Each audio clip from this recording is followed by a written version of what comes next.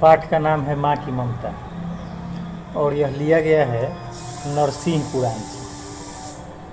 ठीक है, 18 पुराण हैं हमारे यहाँ, तो उसी में का एक पुराण है नरसिंह पुराण, उसी से लिया गया है इस कहानी को। इस कहानी में बताया गया है ये कि माँ की ममता कैसी होती है। अब पतिव्रता स्त्री में, पतिव्रता स्त्री का मतलब ये होगा कि जो अपने पति को ही अपना भगवान मानती है, पति की इच्छा के आगे या पति की सेवा के आगे वह दूसरा कोई धर्म या कोई पुण्य कार्य वो बाद में करती है, अपने पति की इच्छा या पति की सेवा वो पहले करती है। ऐसी बहुत सारी पतिव्रता स्त्रियां हुई हैं जिनकी कहानियां भी बहुत प्रचलित हैं, जैसे सत्यवान और सावित्री की कहानी। सत्यवान मर गया था, संक्षेप में बता देते हैं, तो यमराज से लड़ गई थी कि मैं अपने पति के प्राण तुमको नहीं ले जाने दूंगी, और विवश होकर के उसके पतिव्रत के आगे यमराज को भी झुकना पड़ा था।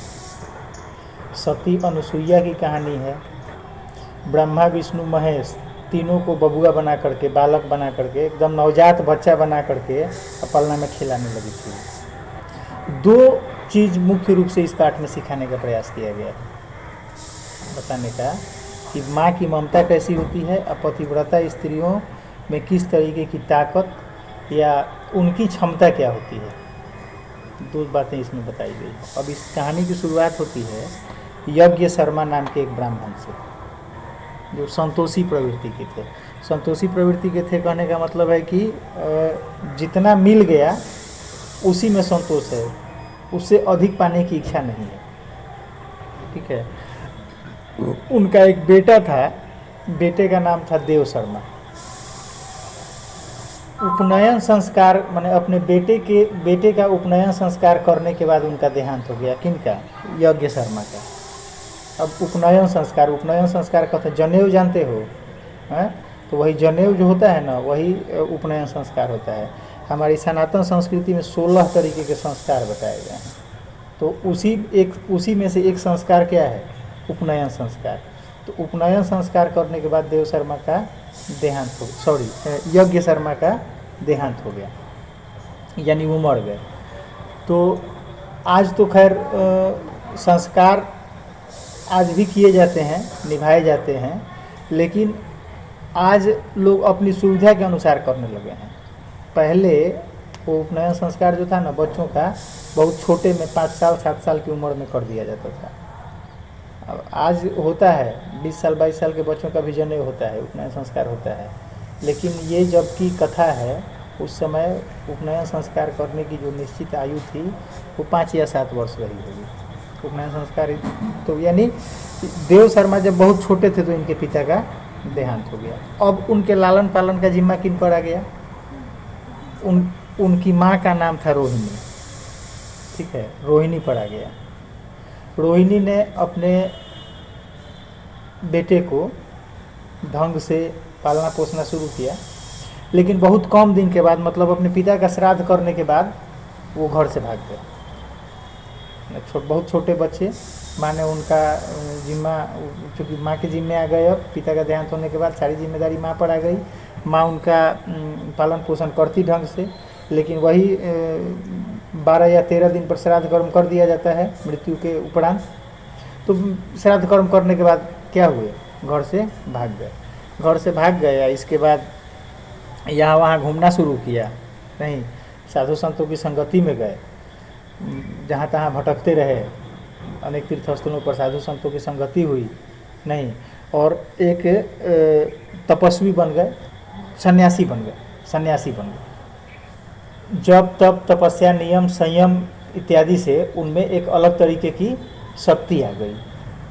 कोई भी काम हम जिस क्षेत्र में निरंतर प्रयास करेंगे ना, उसमें हमको महारत हासिल हो जाती है। जिस क्षेत्र में प्रयास करें निरंतर, ठीक है, धीरे धीरे उसमें क्या होगी? उसमें महारत आ जाती है, एक स्पेशल स्किल डेवलप हो जाता है। तो इनमें भी एक स्पेशल स्किल आ गया, एक अलग तरीके की शक्ति आ गई। लेकिन इनको अपनी शक्ति का अंदाज़ा नहीं था, पता नहीं था कि हम में ये शक्ति है।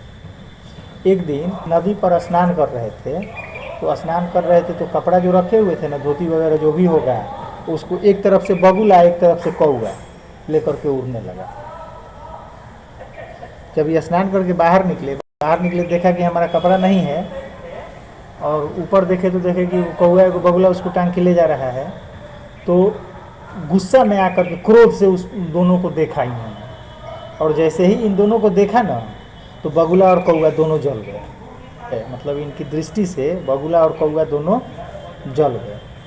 तब इनको लगा कि अरे हम में तो ये क्षमता है नहीं, हमारे पास तो एक स्पेशल तरीके की सिद्धि आ गई है कि हम गुस्से से या क्रोध से जिसको भी देखेंगे वो क्या हो जाएगा, मर जाएगा या जल जाएगा।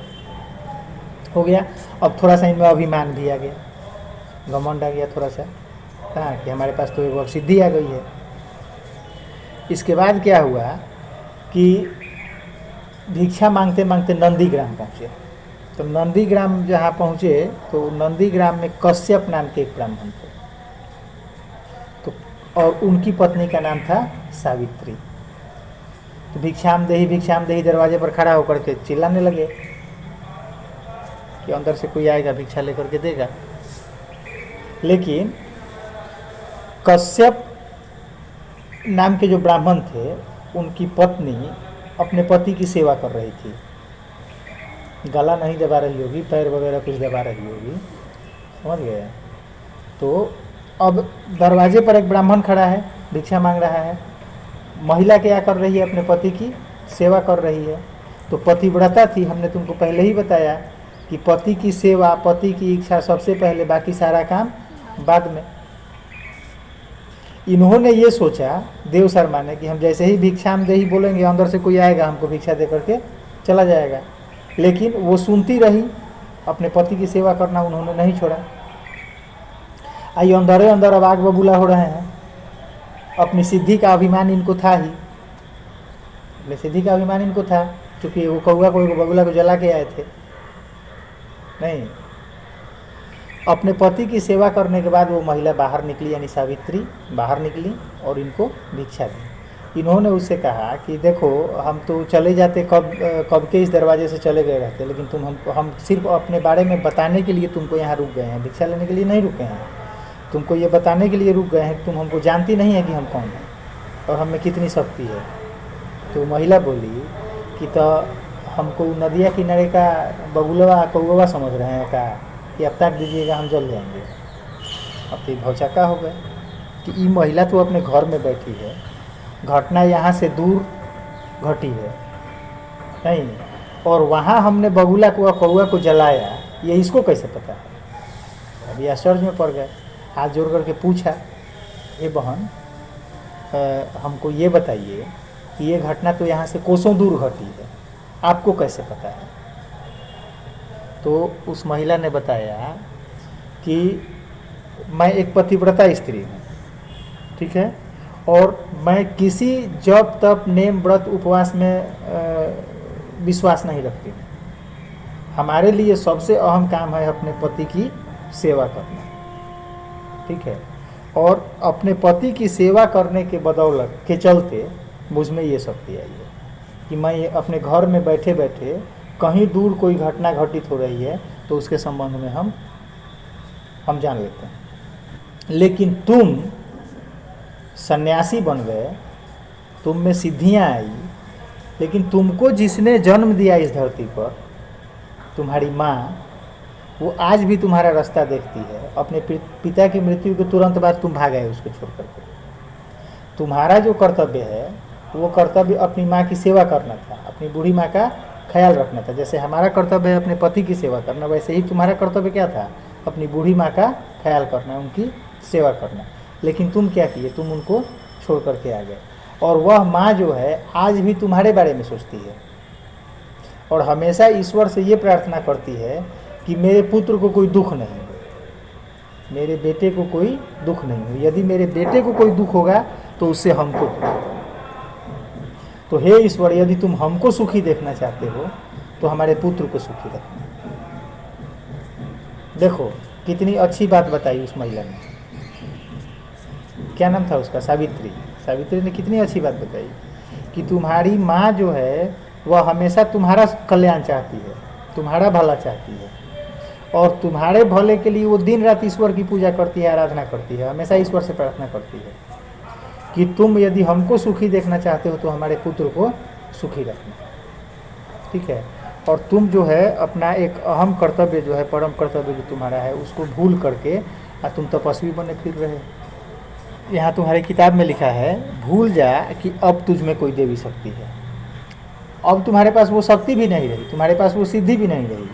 जैसे ही कौवे और बगुले को तुमने जलाया ना, वैसे ही वो सिद्धि तुम्हारे पास से चली गई।